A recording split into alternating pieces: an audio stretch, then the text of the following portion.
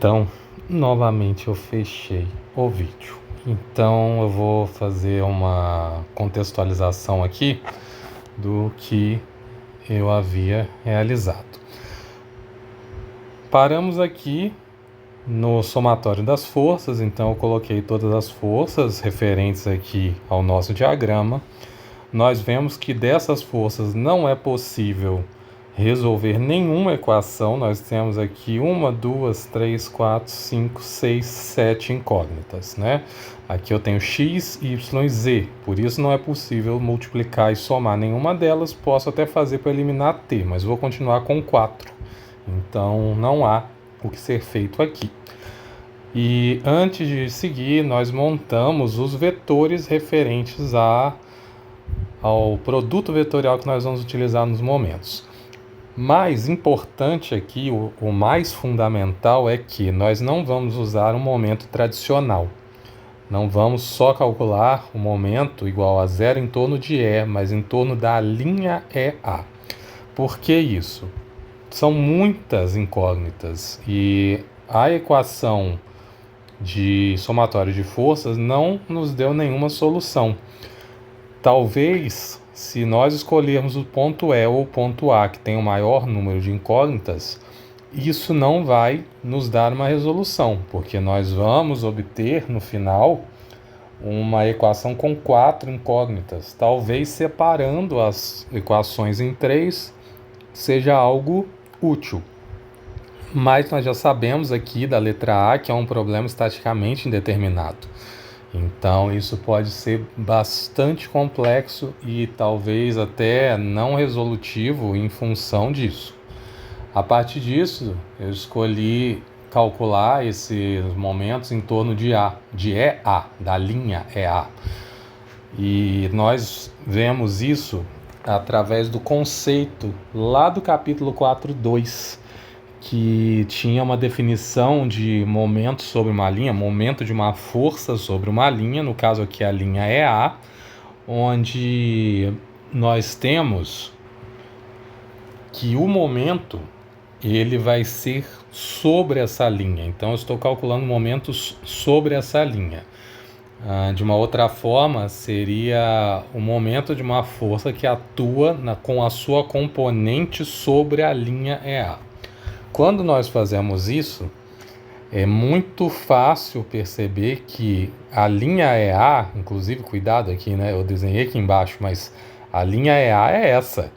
Eu vou até puxar uma linha aqui, uma direção azul. A linha EA é essa que eu desenhei. Então, percebam que o somatório aqui das componentes de E, ele não pode gerar um momento sobre a linha EA. E da mesma forma, A não pode gerar momento sobre esta mesma linha. Então, a partir do momento que nós tomamos essa direção de resolução, nós estamos determinando 2 pontos nulos para o momento. E qual é o ganho que nós temos com isso? Como nós começamos de E, nós automaticamente sabemos que nada em E pode gerar momento sobre o próprio ponto. E aí, de modo semelhante, nós terminamos em A. E aí também nada em A pode gerar momento sobre esse ponto. Com isso, nós eliminamos 6 incógnitas de uma vez. E sobrou o outro lado, né? O outro lado tem D e C, mas C é CF. CF não passa sobre a linha EA, então ele sim pode gerar momento sobre EA. E D, da mesma forma que é W, né, a força W, pode também gerar um momento sobre essa linha. E a partir disso, nós escrevemos aqui esse somatório de momentos sobre a linha EA. Lembrando que o somatório de momentos sobre uma linha incorpora o produto escalar do somatório dos momentos igual a zero, multiplicado pelo vetor unitário dado pela linha, pela direção. Então, o vetor unitário de EA é o vetor EA dividido pelo seu módulo. E a partir disso, nós temos aqui, então, 2 forças que geram esse momento, mas eu incluí uma terceira, que é a força A. E eu fiz isso para mostrar e provar que sim, a força A não vai gerar momento. E isso nós vamos provar aqui agora, porque no capítulo 4.2 eu lembro que eu fiz de uma forma mais simples. E eu vou até reconsiderar agora, esse sim não é médio, nem fácil, ele é difícil. E a partir disso, então, por isso que eu vou fazer essa demonstração aqui prática, para que vocês percebam isso. Então, EA é essa linha, vai do ponto E ao ponto A, que são os meus dois apoios que eu tenho aqui, e assim elimina de modo duplo 6 dessas incógnitas, né, 3 de cada apoio.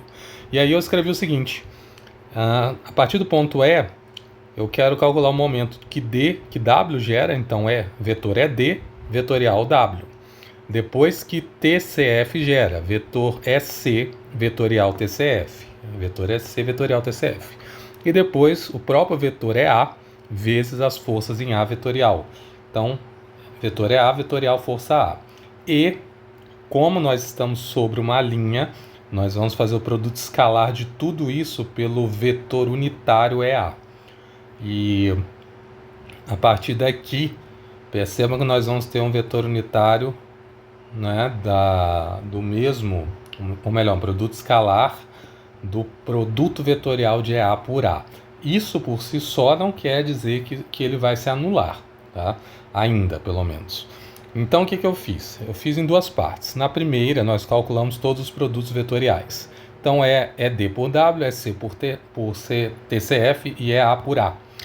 Mas percebam que ED por W só tem uma possibilidade, né, que é a distância ED, que é 2 metros, e o vetor força. Então, horizontal, vertical, e vai me dar um momento em torno de Z, que é exatamente o que nós temos aqui, ó, em torno de K. RSC por TCF, eu tirei o T sobre 7 do vetor, né, T sobre 7, e deixei só a parte vetorial C aqui dentro. Então, menos 2, 3, 6, 2, 0, menos 6. E REA, eu tenho o vetor EA, que está aqui, é 3J menos 6K, e tem o próprio vetor A, que é AX, AY, AZ, né? Afinal de contas, ele tem 3 componentes. E a partir disso, fizemos aqui o produto vetorial. Agora, eu vou pegar os valores dos produtos vetoriais e vou multiplicar pelo vetor unitário EA. E para isso, eu montei o vetor unitário EA. 3J menos 6K nós já tínhamos, e eu montei o seu módulo, que é a raiz de 45, 36 mais 9 ao quadrado, ou melhor, 3 mais 6, cada um ao quadrado, e depois a raiz. Então vai dar 45, e aí eu tinha começado a montar aqui o próximo quando eu percebi que eu parei o vídeo. Então agora sim, terminando, o nosso vetor unitário é 3J menos 6K dividido por raiz de 45. E eu vou fazer isso em partes. Eu vou multiplicar cada produto vetorial individualmente pelo vetor unitário EA. Então, na primeira parte, e aí eu vou colar eles aqui em cima, de modo bem evidente para percebermos isso. Então, do primeiro eu tenho menos 1.962. E eu vou fazer essa multiplicação por este vetor aqui. No segundo, eu tenho aqui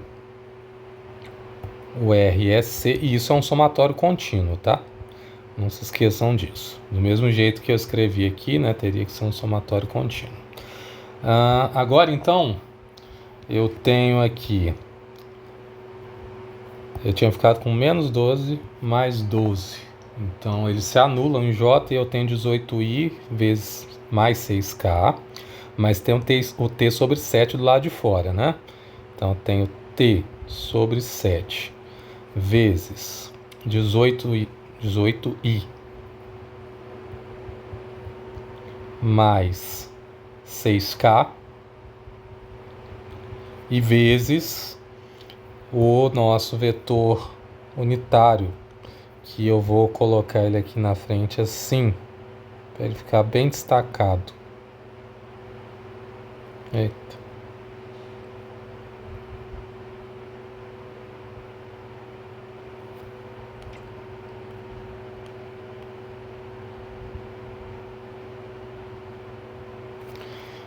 E aqui então, ó, escalar REA, que é a mesma coisa, e somando, né?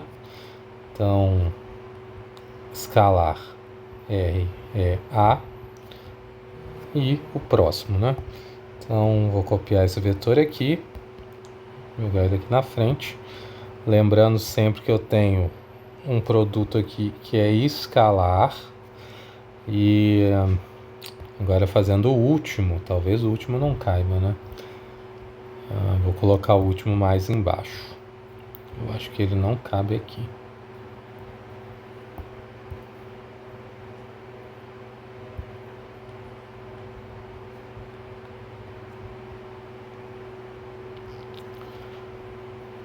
Então eu tenho agora o seguinte: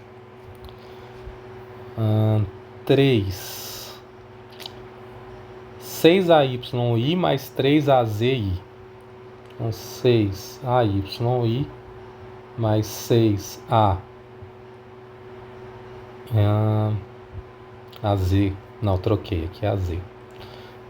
3AZ em I. Depois 6AYI. Embora não vai fazer diferença nenhuma, né? Porque vai anular.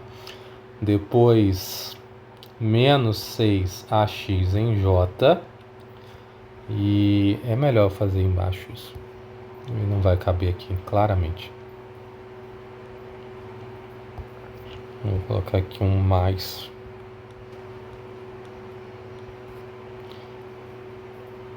6AXJ e menos 6 e menos 3AXK. E isso eu vou multiplicar pelo vetor unitário.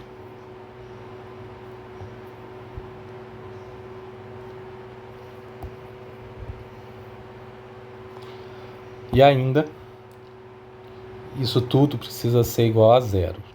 Então percebam que é uma conta relativamente grande, não é? Ok, a partir de agora nós procedemos ao cálculo vetorial. Só uma correção aqui que eu esqueci do unitário.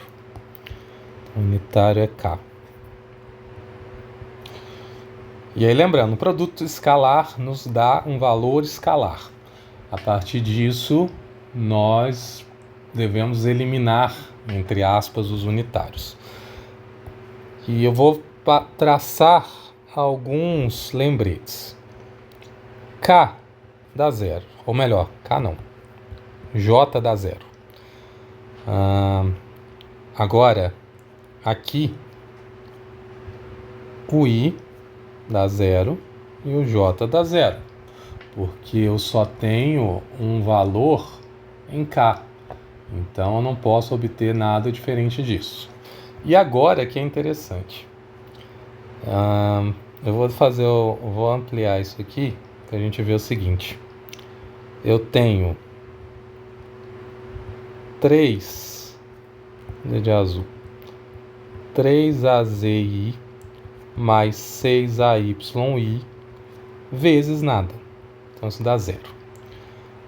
E vou colocar aqui na frente 1 sobre raiz de 45. Agora, nós temos menos 6AXJ vezes 3J. Ok, isso aqui dá um valor. Mas nós temos agora menos 3AXK vezes menos 6K. E aí terminamos, né? O que vai ser interessante aqui para demonstrar o que aconteceu ali em cima? Daqui, dessa primeira, eu tenho zero, né? Afinal de contas eu estou multiplicando por zero, mas aqui não. Vou só melhorar aqui a nomenclatura. Eu tinha menos 6AX e aqui AX também. Mas onde estava duvidoso aqui? AX. Então agora observem o seguinte: menos 6 vezes 3, isso vai dar 18. Mais 18 negativo. Então, eu tenho menos 18 AX vezes JJ, que é 1. E depois, eu tenho 3AX vezes menos 6. Menos 3 vezes menos 6. Isso vai dar 18 positivo. Só que AX também. Agora K vezes K dá 0. Então, o somatório disso aqui é 0. Isso quer dizer, então, que todo esse termo aqui, ó, todo esse termo, ele é nulo. E nós podemos não escrever, na verdade, esse termo aqui. Automaticamente, nós já sabemos que ele é 0, por quê? Pelo comentário que eu fiz aqui. Está sobre a linha vai de E a A. Então, nada daqui pode gerar momento.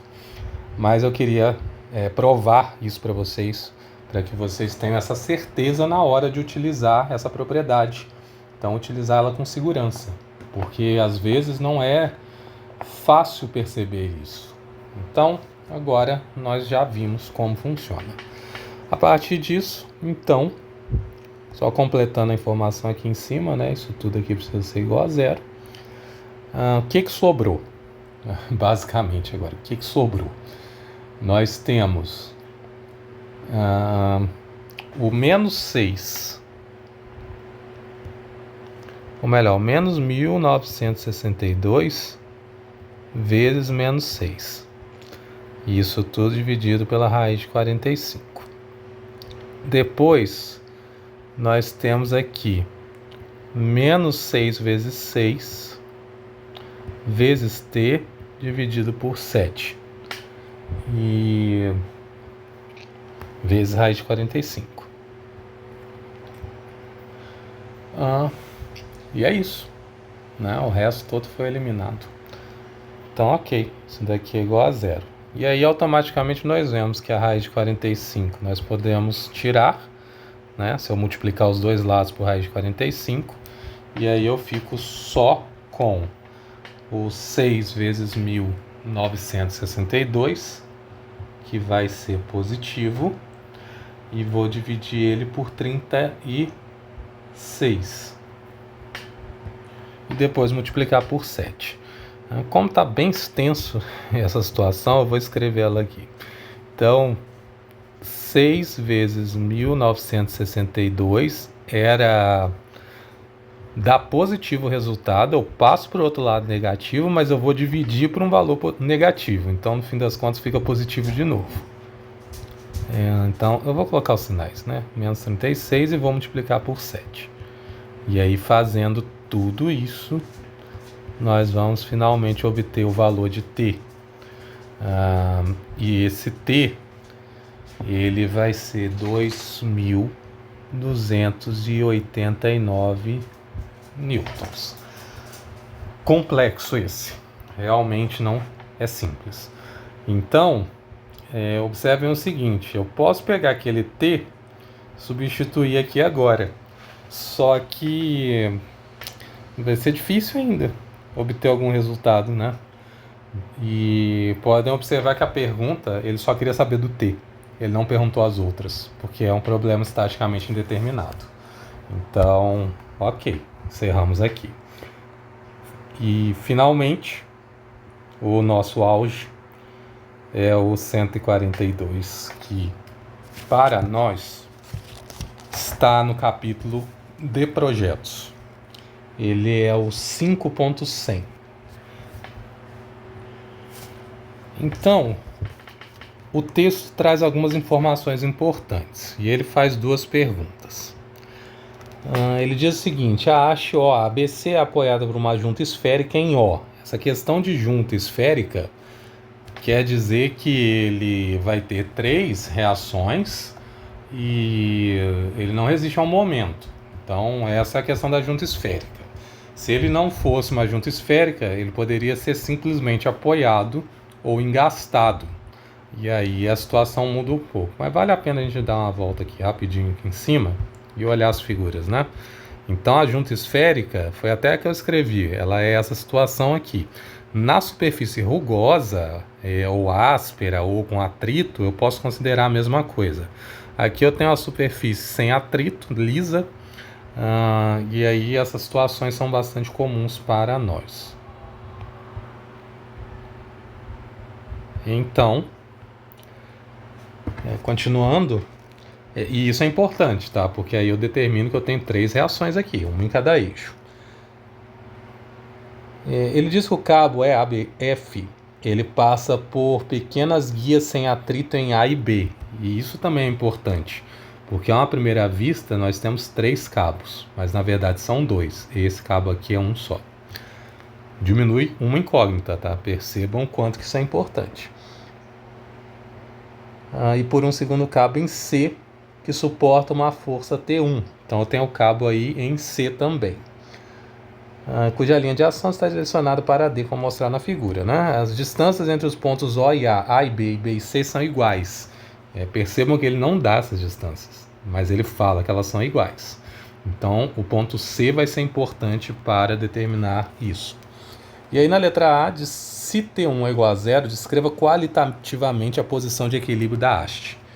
E então, percebam que se não existe o cabo T1, isso nos mostra que a viga teoricamente pode tombar, ela pode descer. Então, pode ser que ela desloque um pouco para baixo e tenda a ir na direção de Y e de Z, consequentemente, né? Então, essa seria a ideia nessa letra A. Acho que eu não vou nem pôr isso. Vamos direto para B. Que aqui é uma questão puramente qualitativa mesmo. Então, na B, que é o que nos interessa mais agora, não que a A não seja importante, tá? Mas a A é uma questão mais intuitiva.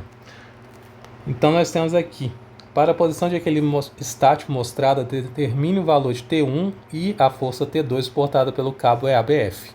E as reações em O. E aqui ele diz o seguinte, a solução numérica das equações de equilíbrio é recomendada, mas não sei, isso ficou um pouco estranho, né? A gente sempre vai para a solução numérica, então, enfim. Já determinamos então, né, que aqui eu tenho a força do cabo T2, eu vou chamar isso aqui de T2, esse aqui é o T1, então T1 vai de C a D, T2 vai de E a B, F. Então eu tenho aqui duas situações onde, como a viga tende a descer, então o cabo vai estar tracionado nos seus dois pedaços, ou nas suas duas porções. E assim nós vamos então determinar a força T que é exercida aqui, onde T2 é a mesma força, mas cada um tem uma quantidade vetorial diferente. Assim então, nós precisamos escrever diversos pontos. E vamos começar por eles. Então eu tenho aqui A, B, C, D, E, F. Então nós temos muitos pontos, a gente espera que não será muito fácil. Então o ponto O é 0, 0, 0. O ponto A, observem que ele é o ponto C dividido por 3. Por quê? Porque eu tenho aqui, se O, A, AB e BC, como diz no texto, tem a mesma distância, então eu tenho um trecho aqui OA, outro trecho AB e outro trecho BC. Então C é 3 vezes essa distância. Se eu dividir por 3, eu encontro o valor de A. E assim nós vamos fazer. Então A vai ser 3, 4 e 0. De modo semelhante, nós vamos fazer para B. Só que agora temos duas opções. Ou multiplicar C por 2 sobre 3, ou multiplicar A por 2. Mais fácil é multiplicar A por 2. Afinal de contas, eu tenho aqui agora 2/3 da distância até C. O ponto C já foi dado, então não há necessidade de raciocinar sobre isso. O ponto D está sobre o plano XZ, e ele tem 10 unidades em X e 12 em Z. O ponto E está sobre a origem, mas com altura. Então ele é 0, 0, 12. E o ponto F está sobre o plano YZ, e ele tem 12 unidades em Y e 12 unidades em Z. E assim eu tenho então todos os pontos. Ok. Agora precisamos então montar vetores. E é fácil perceber os vetores que nós precisamos aqui. Eu preciso do AE, do EF, do CD e talvez do OA, OB e OC. Como nós vamos calcular, o que eu vou escolher fazer? Eu vou calcular os momentos em torno de O. E a partir disso, eu elimino 3 incógnitas. Observe que eu podia calcular em torno de A, só que A é uma incógnita só. Eu continuo então com 3, 4, 5 na verdade. Então não vale a pena. Então vamos fazer isso, montar esses vetores, mas antes disso eu vou colocar aqui a imagem que corresponde ao nosso cálculo. Então esses aqui são os vetores que nós temos, né? O T1, o peso, né, de 30 libras aqui na ponta C, eu acabei até não comentando sobre ele, porque diante da situação acaba sendo menos importante, mas teoricamente um dos motivos da viga tombar na verdade, esse peso C. Ok, então, preciso do vetor R. Eu vou até pontuar isso, são tantos. Uns 5, né? 1, 2, 3, 4, 5, 6. Uns 6 vetores. Então eu preciso do R A E,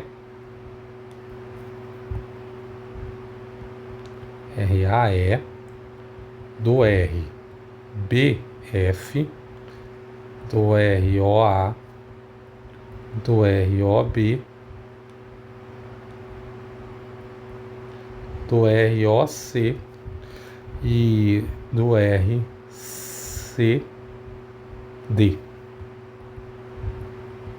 A partir disso, então, nós vamos analisar cada ponto, né?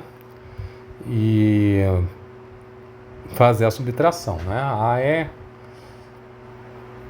Tem um detalhe. AE, BF e CD precisam de módulo. Os outros não. Então, A é menos 3, menos 4 e 12.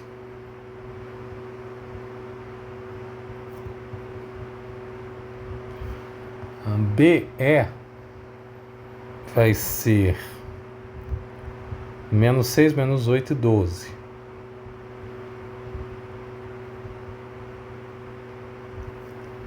Depois eu tenho CD não, OA. OA é o ponto A, basicamente, é 3, 4. Então, da mesma forma, vai ser OB e OC. Então, OB é o ponto B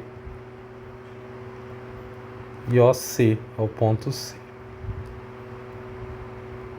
E agora sim, CD vai ser D menos C.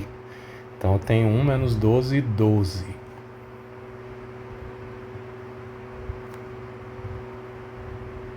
Agora eu preciso dos módulos desses vetores.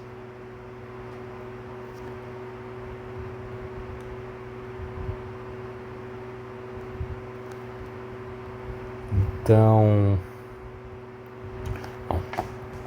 usando uma calculadora. Eu tenho 3 ao quadrado mais 4 ao quadrado mais 12. E isso então vai dar 13. Para o próximo, eu tenho então 6, 8 e 12.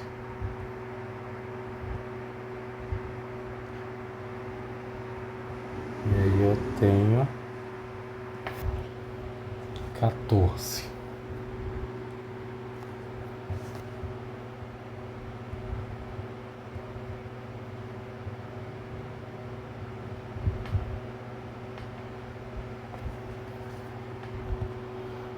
mas aqui não é 14 não. Esse daqui não é BE, que é BF. Eu vou aqui do ponto B até o ponto F. Ainda bem que eu vi isso agora. Então, ok, aqui é 4. Estava achando estranho o número que estava dando. Então, agora eu tenho 6 mais 4 mais 12.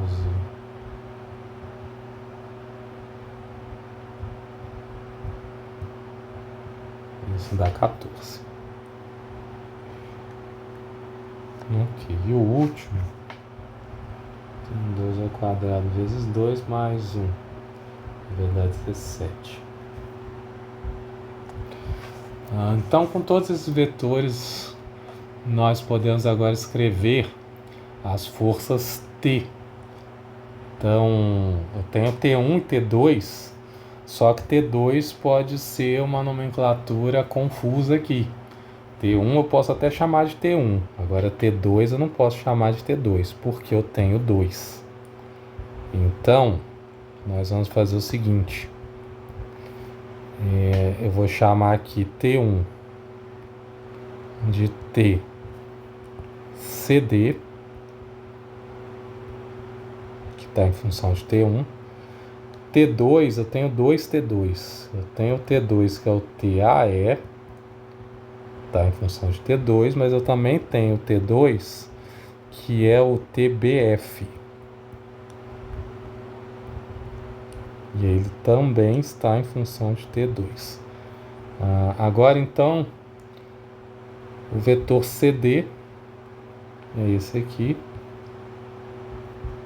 O vetor AE é esse. E o vetor BF é esse.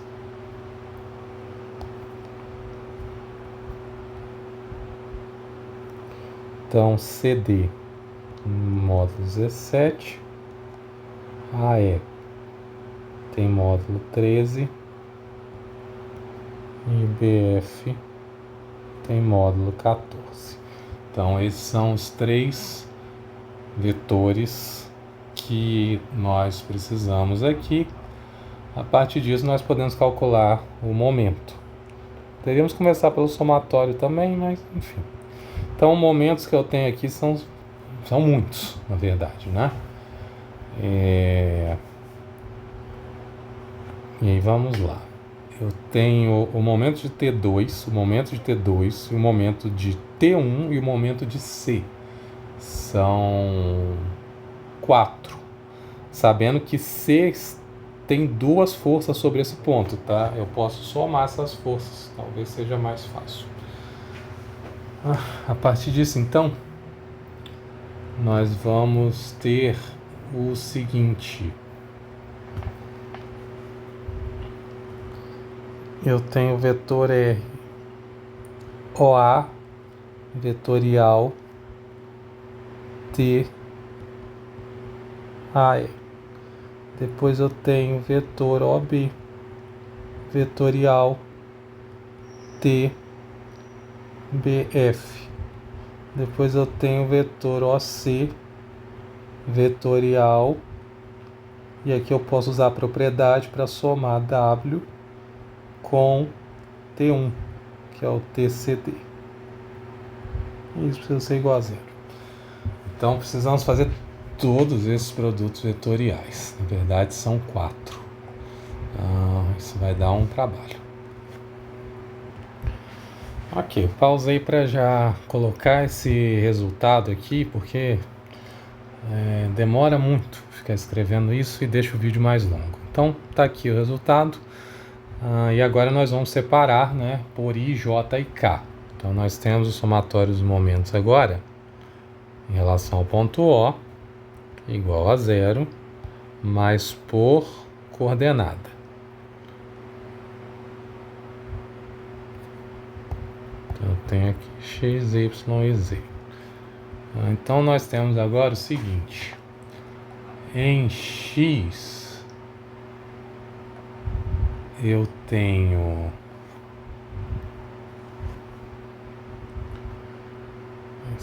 144 sobre 17T1 mais 48 sobre 13 mais 96 sobre 14 T2.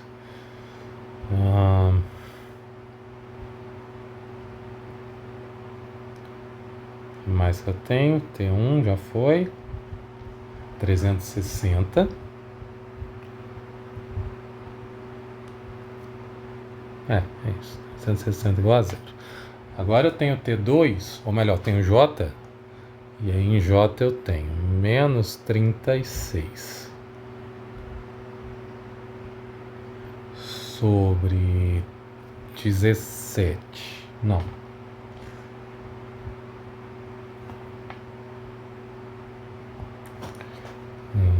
Deixa eu modificar isso. Então eu tenho aqui menos 36 menos 72. T2 sobre 14.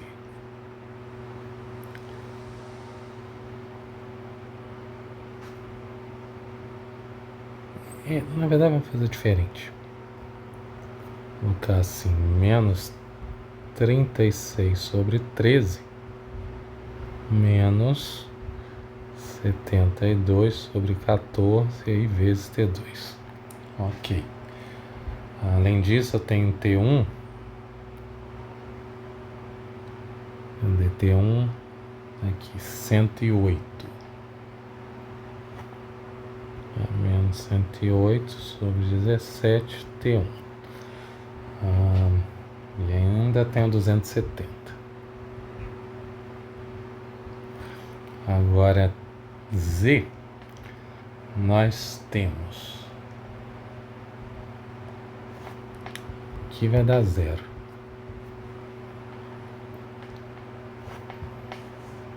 Então eu tenho aqui 48, 24, então 72 T2 sobre 14 e menos 120 T1 sobre 17 e acabou. Então aqui, com todos esses valores, o que a gente pode fazer aqui? Tem T1 e T2 em todas. Então eu consigo achar uma relação entre T1 e T2 da última, né? Na última eu tenho o seguinte: T1,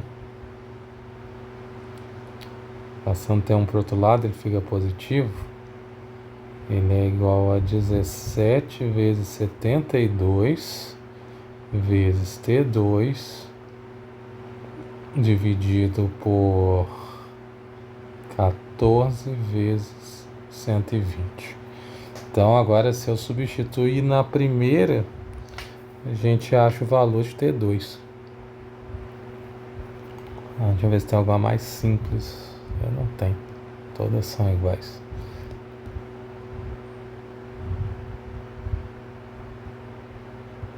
Então vamos fazer o seguinte. Vou pegar esse valor ali e vou substituir aqui. A partir disso, então, a gente pode somar os valores de T2, passar o 360 já para o outro lado e aí dividir o 360. Então, simplificando aqui, não dá para simplificar muito mais, na verdade, né? Mas já usei a calculadora, eu vou ter 16,72 nessa soma. Então, eu tenho 16,72 T2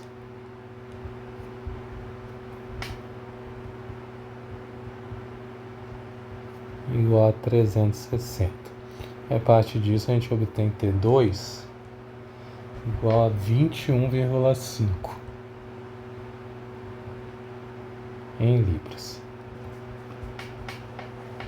Substituindo agora para T1, a gente pode pegar a última, mas aí eu já vou... Quer dizer, na verdade é só substituir aqui em cima, né?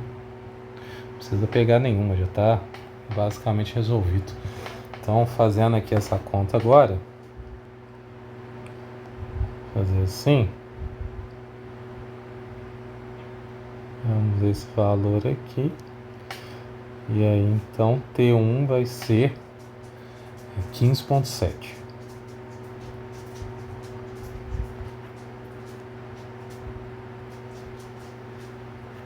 Ok. O que falta ainda? Eu tenho T1, tenho T2 e faltam os Os. Então agora a gente tem que fazer somatório de forças. Para somatório de forças, então, eu tenho aqui T, as correspondentes a T1, correspondentes a T2, os Os e o F. O F não, o W. São essas. Então a gente precisa fazer esse somatório agora. A gente vai ter que voltar e voltar, né? Que tem muita incógnita. As que a gente já sabe são OX, OY, OZ. E em Z eu teria aqui o W, né? Mas vamos lá. TCD é 1 menos 12, 12. Então 1 menos 12, 12 vezes, ou melhor, dividido por 17.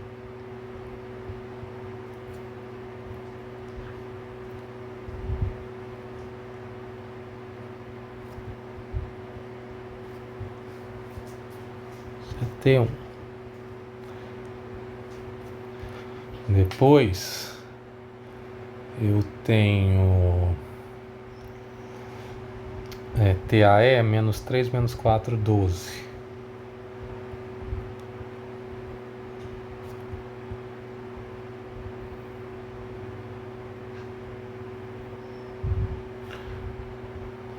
Três menos 4, 12 sobre 13.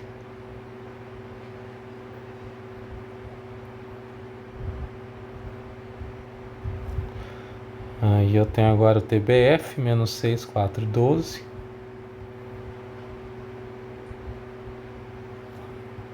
Sobre 14. Também são T2. Aí falta a força W, que está em Z, que é menos 30. Que eu já vou passar para o outro lado. Não tem necessidade de deixar aqui. Então, ok. O que resta agora? É só substituir o valor de T1 e T2. Então, observe que nós já conhecemos T1 e T2. E vale a pena colocar aqui, né?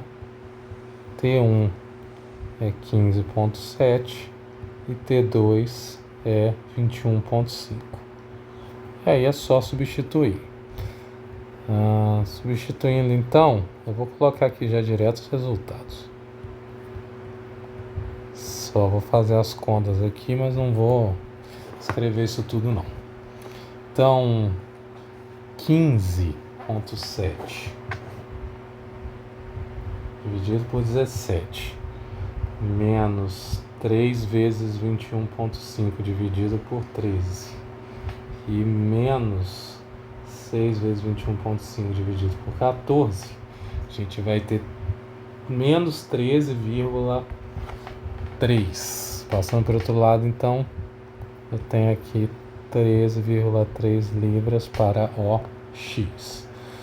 Então, para OY, eu tenho 12 vezes 15,7 dividido por 17, menos 4 dividido por 13 vezes 21,5 e mais 4 dividido por 14 vezes 21,5.